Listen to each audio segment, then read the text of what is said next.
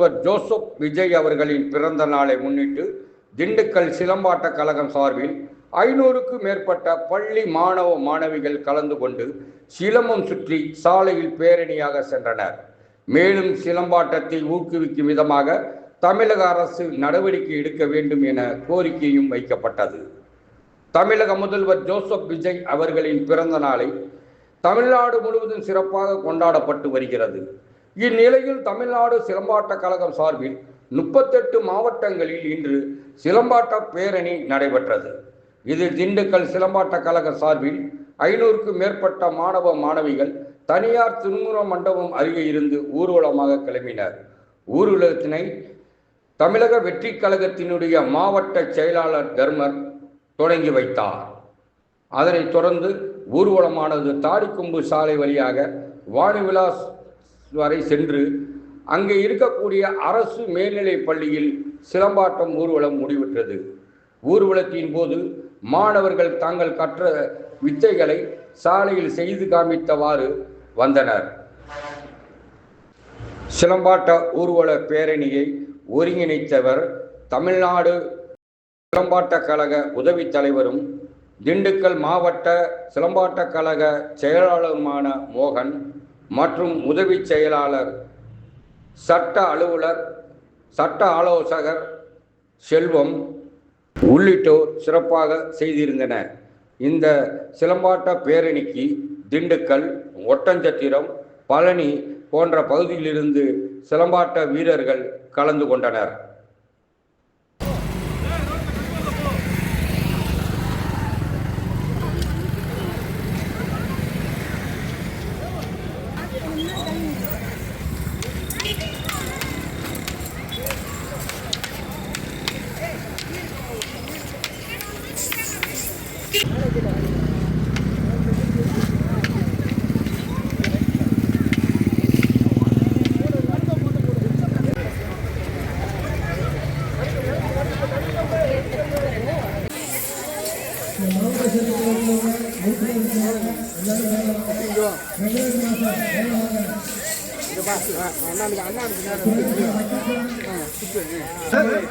பண்ணுங்க. ஒண்ணு கீழ்வார், மேல்வார், நடுக்கம்பு, பகுதி ஏதோ ஒண்ணு சுத்திக்கிட்டே இருக்கணும். சரிங்களா?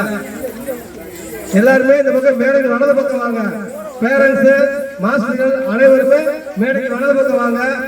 எல்லாருமே போட்டோ எடுத்துருக்காங்க. எல்லாரும் இந்த பக்கம் வாங்க.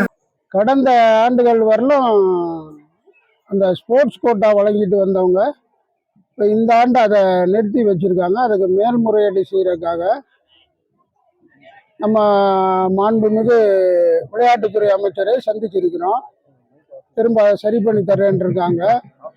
அதை இந்த நேரத்தில் இது பண்ணிக்கலாம். ஏற்கனவே 3% அரசாங்க ஒதுக்கீடும் 10% யூனிஃபார்ம் சர்வீஸும் கொடுத்துட்டு இருந்தாங்க. அது நிறுத்தினால கிட்டத்தட்ட ஒரு லட்சக்கணக்கான விளையாட்டு வீரர்கள் பாதிக்கப்படுறாங்க. அதே மாதிரி அவங்களுக்கான ஸ்காலர்ஷிப் எல்லாம் கிடச்சிக்கிட்டு இருந்துச்சு, அதை நிறுத்தியிருக்காங்க. அதை கொஞ்சம் தயவு கூர்ந்து விளையாட்டு அமைச்சர் அதை மற்ற இதுகளை போல அவர் விளையாட்டு வீரராக இருக்கிறதுனால இதை நல்லபடியாக செஞ்சு கொடுப்பாங்கன்ற நம்பிக்கை எங்களுக்கு இருக்கிறது. அதே போல் தமிழ்நாடு முதலமைச்சர் அவர்கள் இதை தங்களது தனி கவனத்தில் எடுத்து நம்மளுடைய பாரம்பரிய விளையாட்டை மேம்படுத்தும்படி பணிவாக கேட்டுக்கொள்கிறேன். இன்னைக்கு என்ன செஞ்சீங்க?